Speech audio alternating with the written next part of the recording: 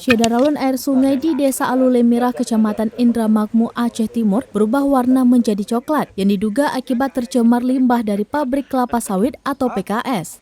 Bosim, salah satu warga setempat, mengatakan air sungai yang mengalir dari Kecamatan Indramayu hingga ke Kecamatan Mada tersebut selama ini digunakan warga untuk kepentingan sehari-hari seperti memasak, mencuci, dan mandi. Sehingga beberapa warga mengalami gatal-gatal di sekujur tubuh yang diduga akibat air sungai telah tercemar limbah PKS.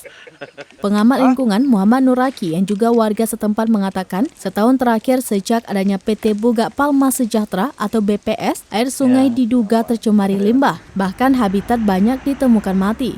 Sementara itu, manajer PT Buga Palma Sejahtera, Airumansyah, melalui staf humasnya, Syahrial, membenarkan limbah dari pabrik kelapa sawit PT Buga Palma Sejahtera dialirkan ke sungai. Tapi menurut Syahrial, limbah yang dialirkan ke sungai itu sudah diuji laboratorium oleh pihak ketiga PT Tirta Kimia Engineering, sehingga sudah standar dan tidak mengandung bahan berbahaya. Limbah yang kita lihat tadi dari beberapa titik di pagar PKS, bukan cuma satu ternyata, jadi ada beberapa lokasi yang memang dilepaskan keluar.